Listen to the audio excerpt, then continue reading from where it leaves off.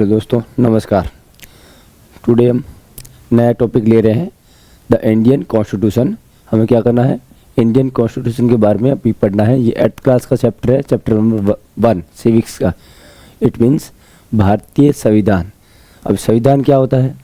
संविधान का मतलब होता है कि कानूनों का एक बुक्स होती है, बहुत सारे उसमें रूल्स रेगुलेशन लिखे होते हैं किसी कंट्री के बारे में, वहाँ की शासन व्यवस्था के बारे में, वहाँ के सरकार, वहाँ के जो न्यायपालिका वगैरह होती है उसके बारे में क्या लिखा होता है। बहुत सारे रूल्स रेगुलेशन, नियम कानून कायदे लिखे होते हैं जिस बुक्स में। उसको क्या बोलते हैं? संविधान बोला जाता है। क्या बोला जाता है? संविधान। मतलब ये कानूनों का क्या है, एक दस्तावेज है। कानूनों का दस्तावेज को क्या बोलेंगे? संविधान बोला जाता है। कानूनों का दस्तावेज। दस्तावेज का मतलब क्या हुआ? डॉक्यूमेंट, दस्तावेज, documents of laws, that is called constitution. इसको क्या बोलेंगे? कॉन्स्टिट्यूशन बोला जाएगा। तो ये आपको याद रखना। ये इंडियन कॉन्स्टिट्यूशन दे रखा है, उसकी ओरिजिनल कॉपी का एक फ़ोटो दे रखा आपको सामने दिख रहा होगा। इंडियन कॉन्स्टिट्यूशन जो हमारी पार्लियामेंट में रखा हुआ है, भारतीय संविधान। नेक्स्ट पेज आ जाओ। अब हम क्या करेंगे, इसका डिटेल में अच्छे से क्या करना है, ये चैप्टर आपको पढ़ना है। तो जो CTET और इसके अलावा अदर बहुत सारे क्या है हमारे कॉम्पिटिशन एग्ज़ाम होते हैं, बाकी जो 8th क्लास में तो काम आएगा ही आएगा। इसके अलावा जितने भी स्टेट के एग्ज़ाम्स या सेंट्रल गवर्नमेंट के एग्ज़ाम होते हैं उन सब में क्या आता है, इंडियन कॉन्स्टिट्यूशन से रिलेटेड बहुत सारे क्वेश्चंस हमारे एग्ज़ाम में देखने को मिल जाते हैं। तो हमें इसको क्या करना है, डिटेल में पढ़ना है, स्टार्टिंग में कहीं पर भी प्रॉब्लम ना आए आपको। और विशेषकर CTET जैसे एग्ज़ाम में डायरेक्ट यहाँ से क्वेश्चन आता है, और टीचर जैसे एग्ज़ाम में भी यहाँ से क्वेश्चन पूछा जाता है। तो स्टेट हो या फिर सेंट्रल गवर्नमेंट हो, कॉन्स्टिट्यूशन से रिलेटेड, संविधान से रिलेटेड बहुत सारे क्वेश्चन आना कन्फर्म है। यदि वो GS का एग्ज़ाम है तो कन्फर्म आएगा ही आएगा। जनरल नॉलेज से रिलेटेड एग्ज़ाम में 1-2 क्वेश्चन आपको ज़रूर यहाँ से मिलेंगे। तो संविधान क्या होता है क्या नहीं, ये हमारे 8th क्लास की बुक्स में जो दे रखा है उसको हम क्या करेंगे, थोड़ा डिटेल में इसको स्टडी करने की कोशिश करेंगे। चलो अब इसमें एक स्टार्टिंग में इंट्रोडक्शन दे रखा है, एक फुटबॉल का एग्जाम्पल के थ्रू आपको समझाने की कोशिश करा कि 8th क्लास में बच्चे होते तो उनको लिए क्या है, आप लोग 8th क्लास में तो उस लेवल के अकॉर्डिंग आपको समझाया जा रहा है। स्टार्टिंग इस अध्याय में हम फुटबॉल के खेल से अपनी बात शुरू करेंगे। तो स्टार्टिंग क्या दे रखा है, in this chapter we are going to begin with football, a game many of you have probably heard of the even played. अब गेम्स दे रखा, गेम्स कैसे होता है, उसमें भी रूल्स रेगुलेशन होता है, उसके बारे में ये चैप्टर बताने की कोशिश कर रहा है। उसी को को रिलेटेड करेगा कहा, इंडियन कॉन्स्टिट्यूशन से संबंधित। और ज़्यादातर बच्चे इस खेल के बारे में क्या है, हमने बहुत सारा सुना है, हम खेलते भी हैं तो ये जानते हैं, बहुतों ने खेला भी है। जैसा कि इसके नाम से अंदाज़ा लगा जा रहा है कि ये खेल पैरों से संबंधित है। मतलब इसमें क्या होता है, पैर से खेला जाता है, टिक मार के खेला जाता है। तो फुटबॉल में भी क्या होता है, एक नियम होता है कि गोलकीपर के अलावा कोई भी जो अदर खिलाड़ी या प्लेयर है वो क्या करेगा, हैंड से या बाहाँ से छुएगा नहीं किसको, बॉल को, गेंद को। अगर किसी खिलाड़ी की बाहाँ गेंद को छू जाती है तो इसे फाउल माना जाता है। इसको क्या मानेंगे, रॉन्ग फाउल माना जाएगा, क्योंकि गोलकीपर ही क्या करता है, उसको छू सकता, बाकी वाले नहीं छूते। ऐसा क्या है, ऐसा यहाँ फुटबॉल के अंदर रूल्स है।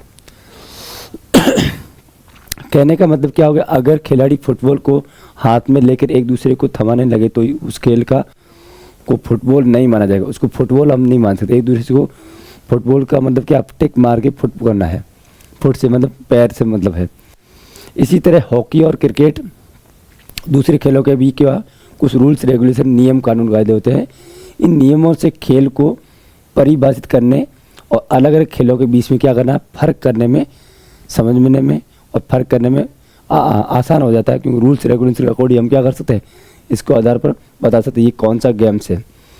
तो इन खेलों की तरह क्या होता है, अब एज ए गेम्स की तरह सोसाइटी में भी क्या होता है, कुछ फंडामेंटल या बेसिक रूल्स होते हैं। समाज के भी हमारे क्या होते हैं, बेसिक रूल्स रेगुलेशन होते हैं, उसी की बेस पर सोसाइटी हमारी चलती है। तो मूलभूत नियम, इट मीन्स कॉन्स्टिट्यूटिव रूल्स होते हैं, और उन्हीं से समाज का क्या होता है, एक स्वरूप स्ट्रक्चर तैयार होता है। किसका, हमारी सोसाइटी का। कभी आपने सुना होगा कि बड़े बुजुर्ग कहते हैं कि ये हमारे सोसाइटी के अनुसार नहीं चल रहा है, जो हमने रूल्स रेगुलेशन बनाए, कानून कायदे, उनको फॉलो नहीं कर रहा है। उनको बाइकआउट कर रहा है, उसका विरोध कर रहा है, तब ये बोला जाता है। इस समाजों में कई अलग अलग समुदाय मतलब कम्युनिटी एक साथ रहते हैं। बहुत सारे बड़ा रूल्स रेगुलेशन बना दिया सोसाइटी का, उसमें डिफरेंट क्या होते हैं, सोसाइटी के पार्ट भी होते हैं, ग्रुप, बट वो भी क्या करते हैं, अपने साथ में रहते हैं। वहाँ नियमों को आम सहमति के जरिए तय किया जाता है। वहाँ पर क्या होता है, कॉमन एक अंडरस्टैंडिंग बनाई जाती है। वहाँ पर परमिशन लेने की अलग से जरूरत नहीं पड़ती, सभी लोग मिलकर क्या करते हैं, इस रूल्स रेगुलेशन को मानते हैं। वहाँ नियमों से आम सहमति होगी।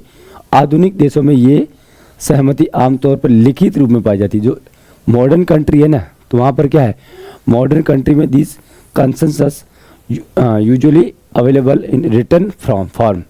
तो इसमें क्या चाहिए आपको, रिटन में कुछ भी डॉक्यूमेंट्स लिखा होगा वो रिटन में चाहिए। और इसी रिटन को क्या बोलेंगे, a written documents in which we find out such rule as a is called a constitution. जो रिटन में जो हमें डॉक्यूमेंट्स मिलता है रूल्स रेगुलेशन से संबंधित, मतलब लिखित में कानून कायदे नियम कायदे लिखे होते हैं किसी दस्तावेज में, उसको हम बोलते हैं पॉलिटिकल लैंग्वेज में कॉन्स्टिट्यूशन। इट मीन्स संविधान बोला जाता है उसको। क्या बोला जाता है, संविधान या कॉन्स्टिट्यूशन। तो वो क्या है, संविधान से पता लगा संविधान, विधान का मतलब तो क्या, रूल, मतलब रूल्स रेगुलेशन सब इसमें लिखे होते हैं, नियम लिखे होते हैं। उस स्टेट के कौन कौन सी गवर्नमेंट कैसे काम करने वाली है, स्टेट के बाद कौन कौन से सब्जेक्ट होंगे, कौन सा मिनिस्टर कैसे काम करेगा, उस सब का क्या है, रूल्स रेगुलेशन उसमें लिखा हुआ। पावर्स क्या होगी, उसका सेपरेशन क्या होगा पावर का, वो सब इसमें लिखा होता है कॉन्स्टिट्यूशन में। तो ये आपको ध्यान देना है। अब यहाँ क्या बोला, क्लास 6 में we have looked at the Indian constitution in classes 6 and 7 in our social political life text books.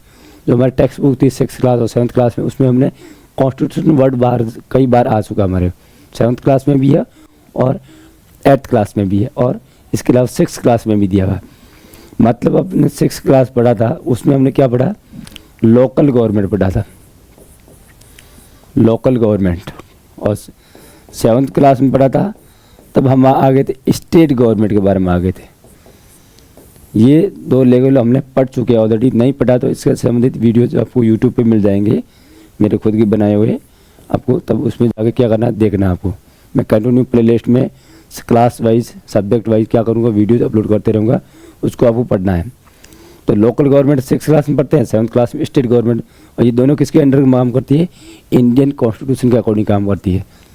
अब हमें 8th क्लास में क्या पढ़ना है, प्योर कॉन्स्टिट्यूशन पढ़ना है, मतलब सेंट्रल गवर्नमेंट का रूल्स रेगुलेशन और स्टेट के लेवल के बाद सेंट्रल लेवल पर किस प्रकार का काम होता है, वो 8th क्लास में हमें पढ़ना है। और किताबों को पढ़कर क्या कभी ऐसा सवाल आपके भीतर पैदा हुआ, हमें संविधान की ज़रूरत क्यों पड़ती है, हमें इसकी नीड क्यों है, why we need a constitution, और been serious about how the constitution got written और हु रॉट इट।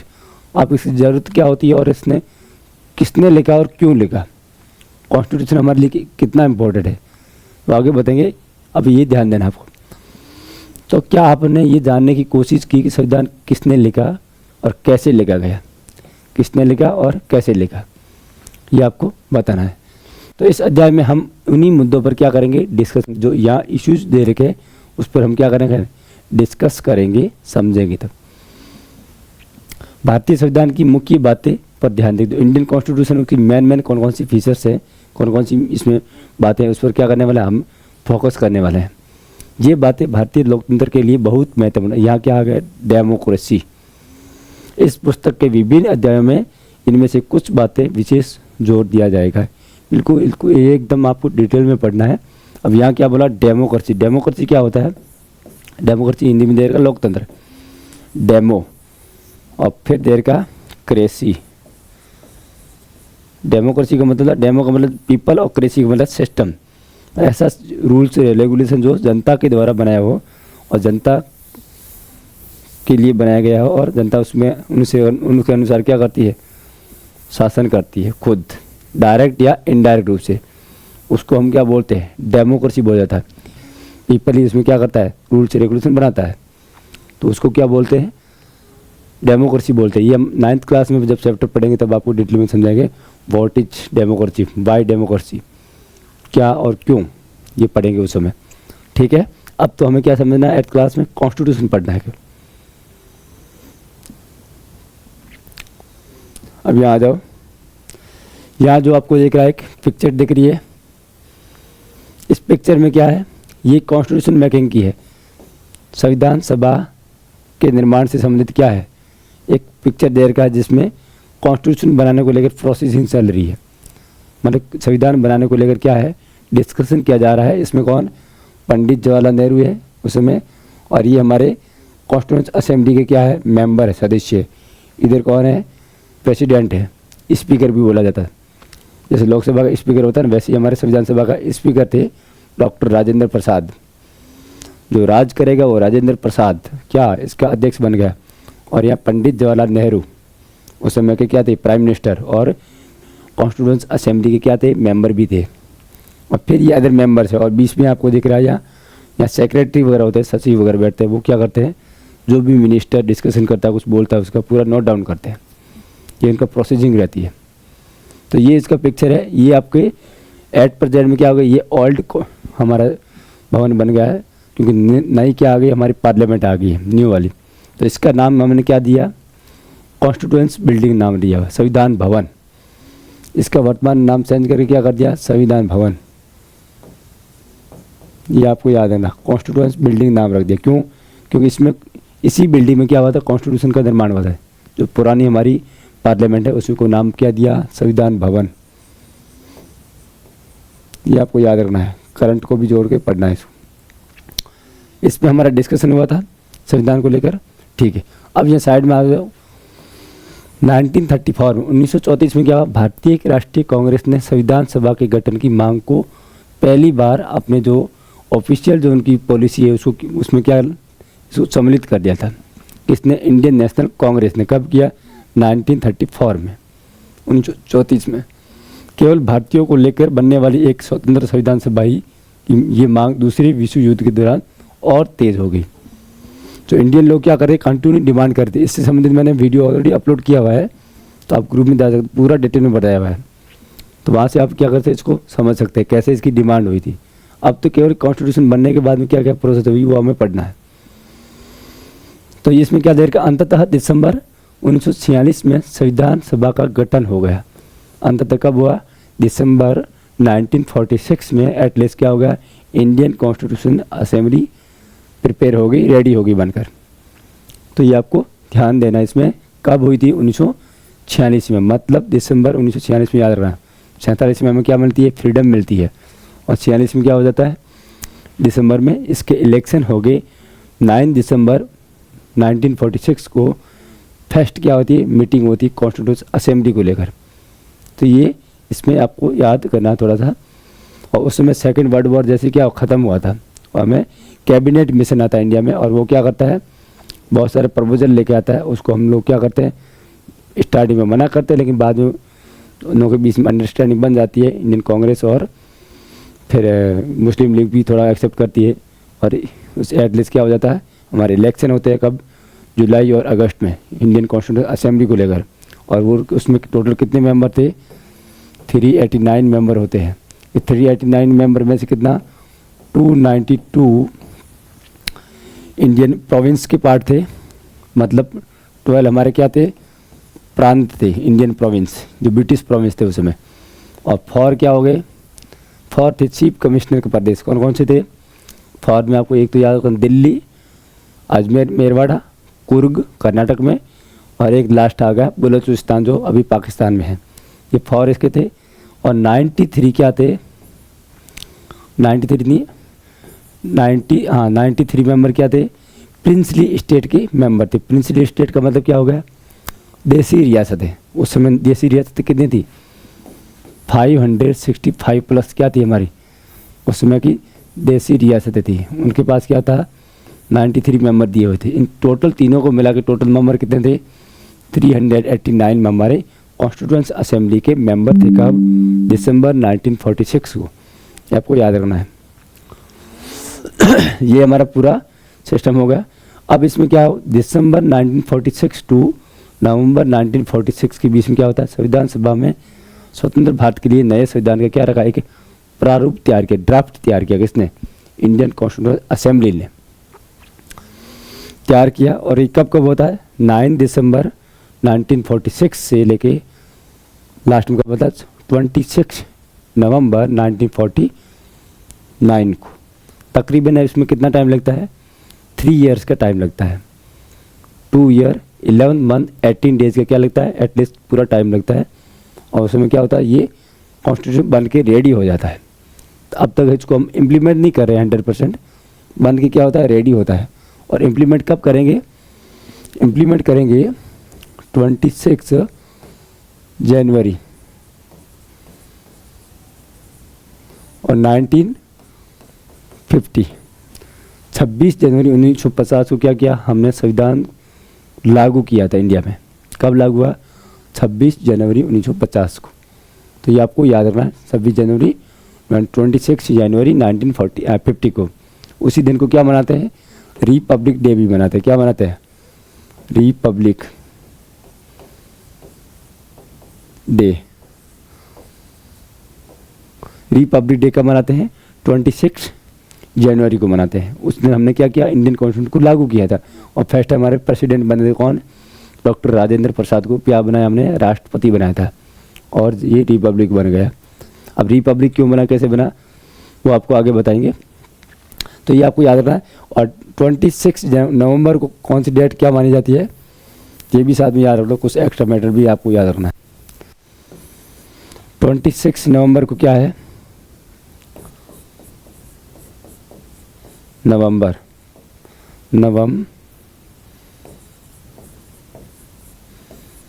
इसको हम क्या मनाते हैं? 26 नवंबर 1949 को कॉन्स्टिट्यूशन बन के रेडी हो गया था। इसको हम क्या मनाते? संविधान दिवस मनाते। क्या बनाते बच्चों? संविधान दिवस। कॉन्स्टिट्यूशन डे कब मनाते हैं? 26 नवंबर को दिवस। कॉन्स्टिट्यूशन डे कब? 26 नवंबर को क्या मनाते हैं? Constitution day. ये कब स्टार्ट किया? कि 2015 से स्टार्ट किया है। और ये कंटिन्यू अभी इसको सेलिब्रेट करते हैं हम लोग 26 नवंबर को। और रिपब्लिक डे कब? 26 जनवरी को। इस दिन तो क्या हुआ? इम्प्लीमेंट किया गया और इस दिन बन के रेडी हो गया। ये आपको याद रखना है।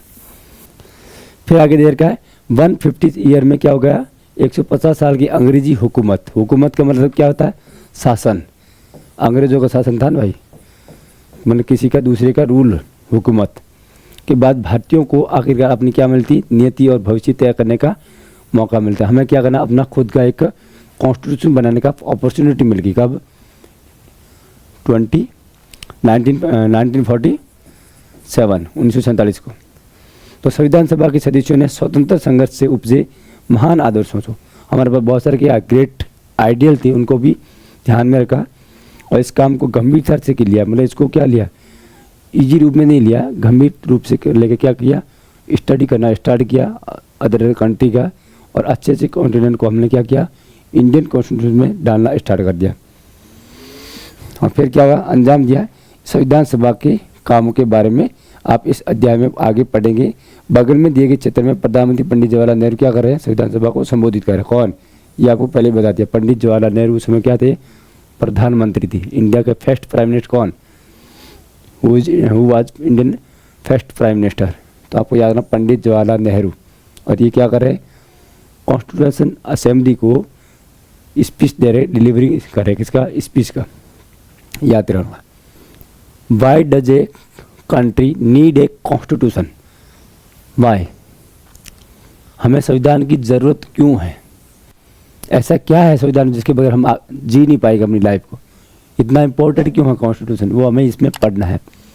किसी देश को संविधान की ज़रूरत क्यों पड़ती है? तो आपको यहाँ देना है। Today most countries is a world have a constitution. मतलब आज के समय में बहुत सारे कंट्री के पास क्या अपना एक खुद का ऑन कॉन्स्टिट्यूशन है, खुद का क्या अपना एक कॉन्स्टिट्यूशन संविधान है।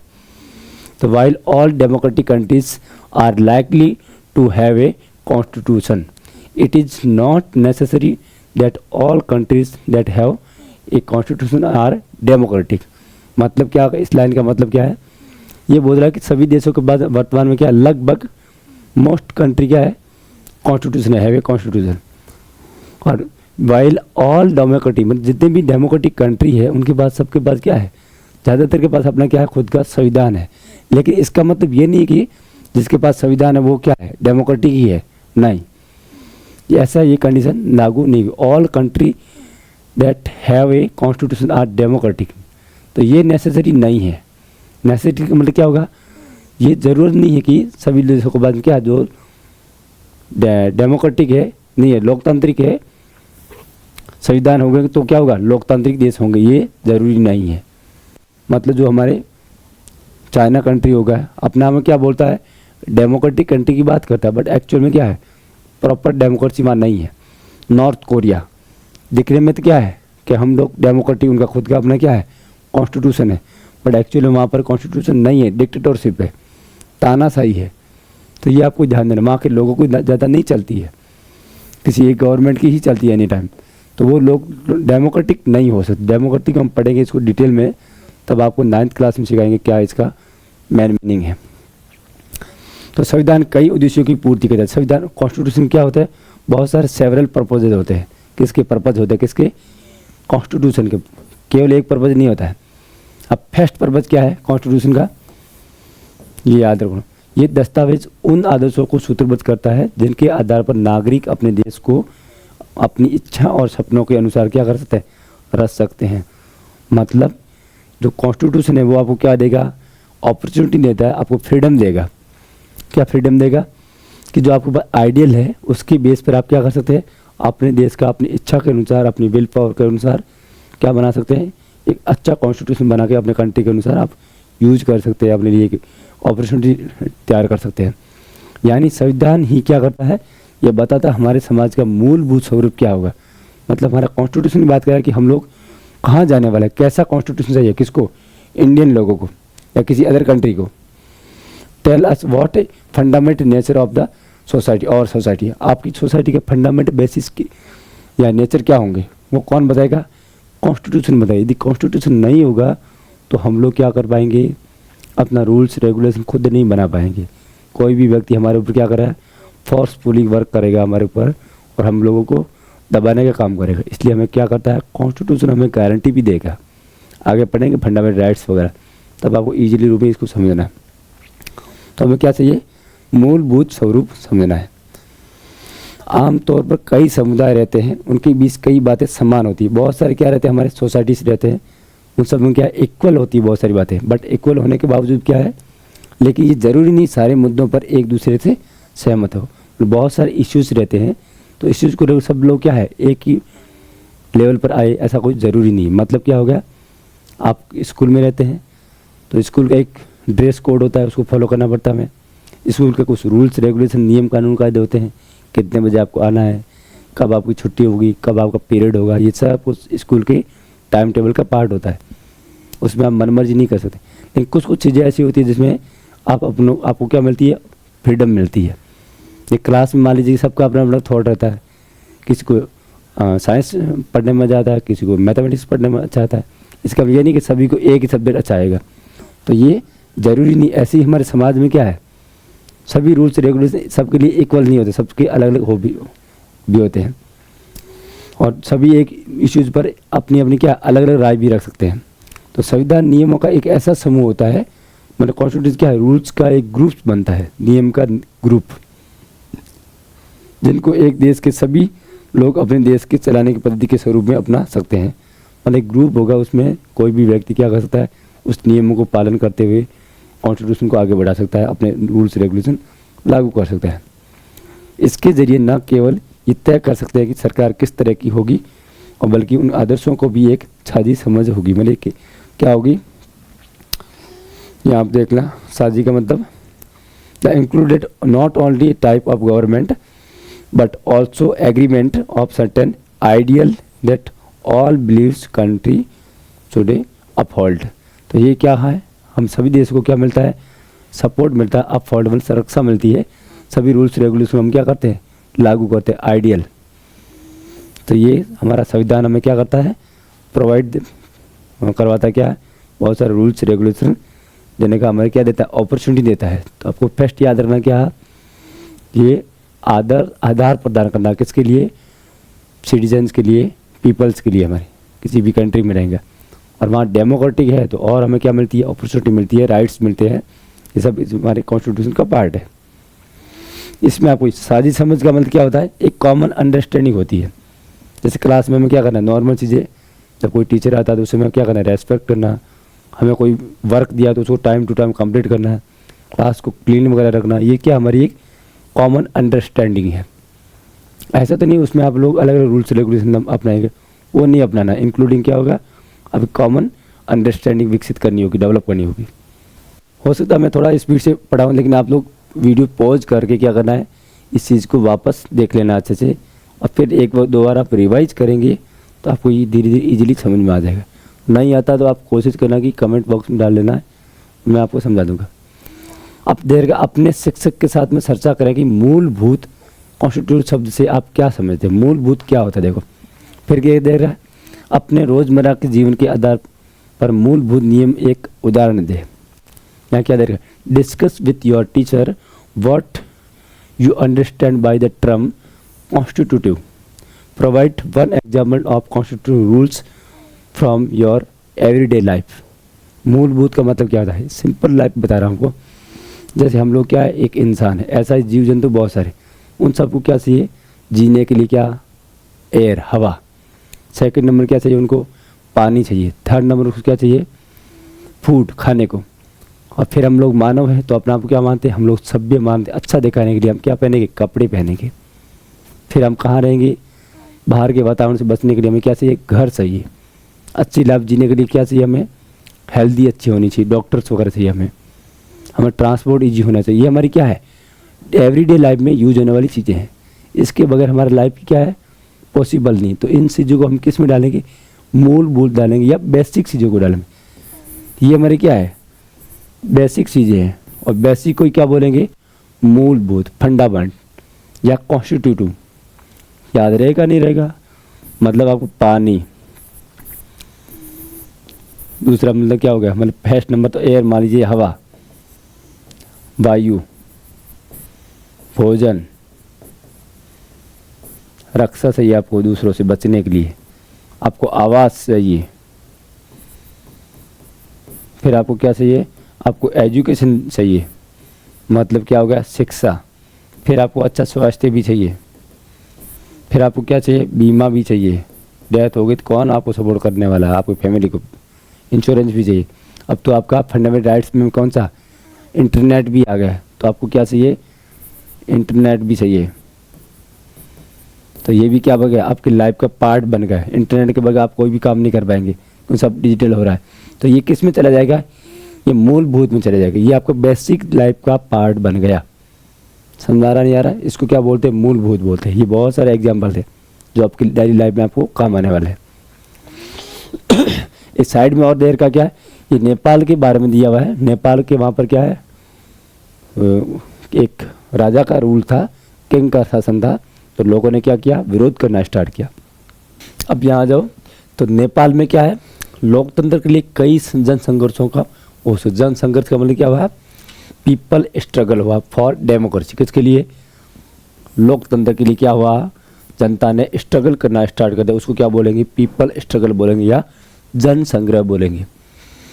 1990 में हुए संघर्ष के बाद लोकतंत्र की स्थापना हुई।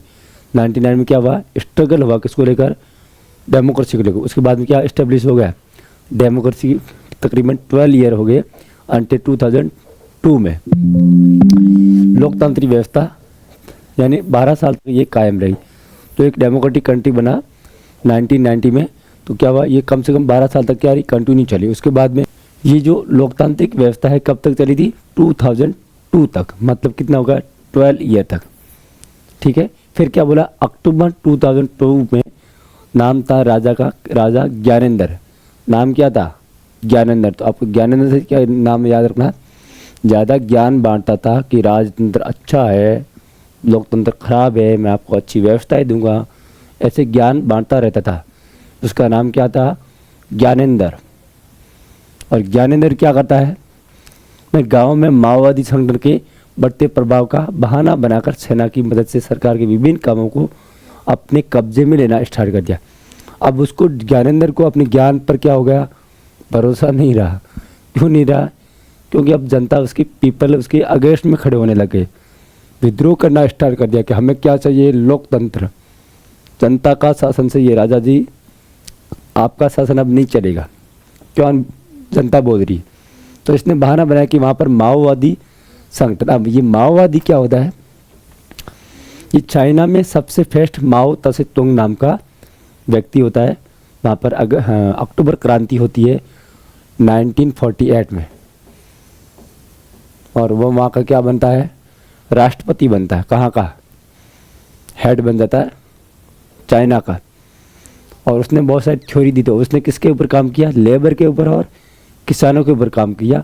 तो किसानों ने और लेबर ने उसको अपना क्या मान लिया, नेता मान लिया। किसने, वहाँ के लोगों ने, जो इसको ग्रुप को सपोर्ट करने वाले। तो माओ से क्या निकला, माओइज्म निकला। क्या निकला बच्चों, माओइज्म एक थ्योरी निकल गई या आइडियोलॉजी निकल गई। कहाँ से, माओइज्म। ये रहा Maoism uprising in the countryside as a region began tracking over different aspects of the government by the army's assistance। तो ये माओवादी ग्रुप बनने लगा है। किसके नाम पर, माओ के नाम पर। मान लीजिए अब क्या है, कोई भी व्यक्ति अच्छा काम कर रहा है, जिसका नाम क्या, मान लीजिए नेहरू जी स्टार्टिंग में, तो नेहरूवादी हो गए। जैसे गांधी जी, गांधीज्म, गांधीवादी का प्रसार करने वाले लोग, तो क्या उसको क्या बोलेंगे, गांधीवादी बोलेंगे। वैसे ये क्या था, माओवादी। ये भगत सिंह के नाम हो गए तो भगत सिंहवादी हो गए ऐसे। तो ये आपको याद रखना, उसी व्यक्ति के नाम पर उसकी एक आइडियोलॉजी बन गई, तो उसी का नाम क्या बन गया, माओवादी बन गया।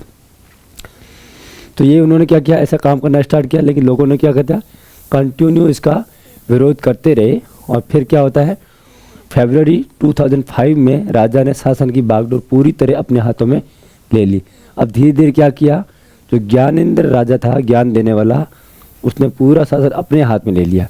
कब तक, 2005 तक।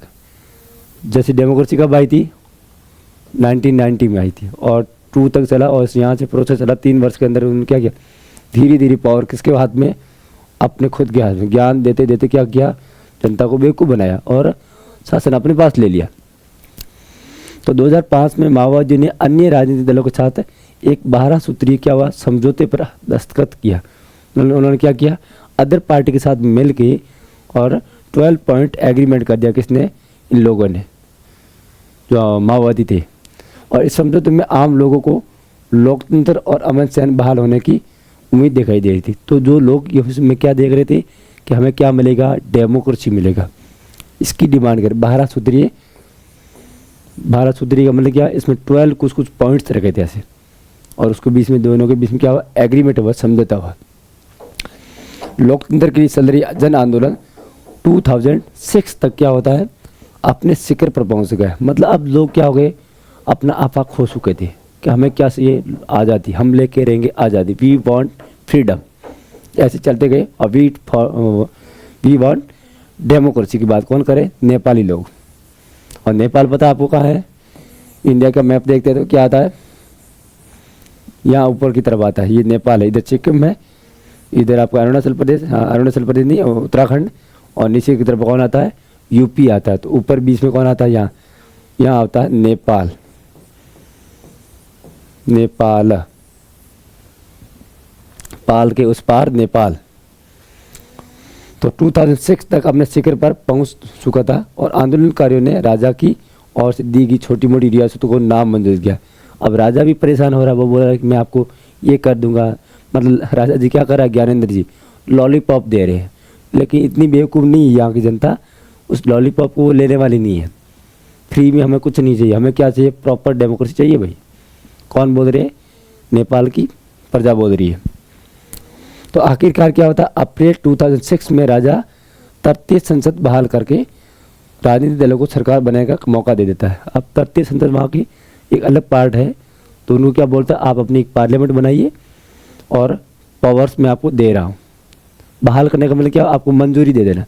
हम लोग विरोध कर, नहीं आप घर भी देर, अब विरोध करते हैं ना, मम्मी मैं तो खाना खाऊंगा ऐसा, मेरे लिए बनाओ। तो फिर आप लोग क्या करेंगे, बार बार डिमांड करेंगे। तो मम्मी को क्या करना पड़ेगा, आपकी बातों को एक्सेप्ट करना पड़ेगा। तो आपकी बातों को क्या हो गया, बहाल हो गया। मतलब आपकी बातें मंजूर हो गई, आपको मंजूरी मिल गई, परमिशन मिल गई। तो राजा को क्या देनी पड़ी, परमिशन देनी पड़ी। कब, अप्रैल 2006 में, याद रहेगा। 5 तक तो अपने पास पावर लेगी, लेकिन बाद में 1 ईयर बाद में जनता ने अपने हाथ में ले ली। तो उसके बाद में क्या दे रखा, 2008 में राजतंत्र को ख़त्म करने के बाद नेपाल लोकतंत्र बना। अब ये इम्पोर्टेंट है, कब डेमोक्रेसी बना नेपाल में, 2000 में 8 में। ये लाइन याद रखो, राजतंत्र क्या हो गया, ख़त्म। राजा जी का राजतंत्र क्या हो गया, ख़त्म। एंड कब, 2008। कैसे याद करना, राजतंत्र, मैन कितने, 4 वर्ड, 4 का क्या कर लो डबल, तो कितना आ रहा 8। तो 2008 में क्या होगा, राजतंत्र खत्म हुआ का नेपाल में। ज्ञानेंद्र बाबा को हटा दिया, ज्ञानेंद्र राजा को क्या कर दिया, हटा दिया, और राजतंत्र लेके आए। कब लेके आए, 2008 में। तो 2006 में लोकतंत्र की मांग को लेकर चलने वाले राजनीतिक आंदोलन को क्या बोला गया, यहाँ 10 से ऊपर के क्षेत्रों में दिया गया। अब ये 2008 तक क्या आया था, हमारा डेमोक्रेसी मिला था नेपाल में, उसको लेकर कुछ पिक्चर्स वगैरह दे रखे, फोटोज वगैरह वहाँ के, उसको इनपुट दिया हुआ है, यहाँ पॉइंट दिया हुआ है। ये वहाँ के क्या है, कम्युनिस्ट पार्टी वगैरह उनकी अलग अलग क्या है, फ्लैग है, विरोध करके हमें चाहिए क्या, लोकतंत्र, राजा जी का शासन हमें नहीं चाहिए, हम जनता है और जनता का ही शासन चाहते हैं। लोकतंत्र का मतलब क्या हुआ, जनता का शासन, कॉमन पीपल का रूल, उसको बोलते हैं डेमोक्रेसी। ठीक है, तो ये ओवरऑल क्या हो गया आपका, यहाँ तक चैप्टर कंप्लीट होता है। और नेक्स्ट वीडियो में आपको क्या मिलेगा, नया, इसके बारे में जो देर का उसको हम डिटेल से पढ़ेंगे। जो भी आपको प्रॉब्लम्स हैं आप मुझे कमेंट करिए, और धीरे धीरे मेरे साथ जुड़ते जाइए, और आपको मैं बहुत सपोर्ट करने वाला, इन चीज़ों पर फोकस करने वाला हूँ, बिल्कुल डिटेल में आराम से। विशेषकर CTET जैसे एग्जाम में ये वीडियोज़ पूरा फुल्ली क्या करेगा, हेल्प करेगा, आपको कहीं पर भी प्रॉब्लम नहीं आएगी। तो आप लोग पहले क्या करना, डिटेल में पढ़ो, ऐसे मत न पढ़ो कि टाइम पास हो जाए और काम कुछ खास ना हो हमारे लिए। टाइम पास नहीं, टाइम को प्रॉपर यूज करो, फिर आप बनोगे क्या, खास, अदरवाइज तो कोई खास नहीं बन पाएंगे। तो डिटेल में पढ़ना है NCERT को, और NCERT से बाहर बहुत सारे मैटर जाता नहीं है, उसी को ओवरऑल कवर करता है NCERT बेसिक कंसेप्ट क्लियर हो जाएगा आपका, फिर आप उससे बाहर आप जा सकते हैं अपना नॉलेज को बढ़ाने के लिए। ठीक है, तो कोशिश करो इसको प्रॉपर पढ़ने की, और मेरे साथ जुड़िए कंटिन्यू। मैं आपको पूरा डिटेल में धीरे धीरे इस सिलेबस को कंप्लीट करवाऊंगा, और इसके एक नोट्स भी बना के आपको ग्रुप दिया हुआ मेरा टेलीग्राम ग्रुप, उसको भी सेंड करूंगा। बाकी एक यूट्यूब चैनल भी आपको अभी उस पर वीडियो जा रहा है। इसके अलावा स्टडी JRD ऐप भी है, उसको भी आप अपलोड डाउनलोड करके रखिए, वहाँ पर भी वीडियो कंटिन्यू आपको मिलेगा। प्रॉपर आपको कोर्स कंप्लीट करना CTET का, तो मिनिमम प्राइस में वहाँ पर आपको कंटिन्यू नोट्स मिलेंगे, वीडियोज़ मिलेगा आपका पूरा सिलेबस के अकॉर्डिंग, और आपको कुछ भी डाउट है तो वहाँ पर आपका आंसर ज़रूर मिलेगा। ठीक है, तो आप टेक केयर, बाय बाय।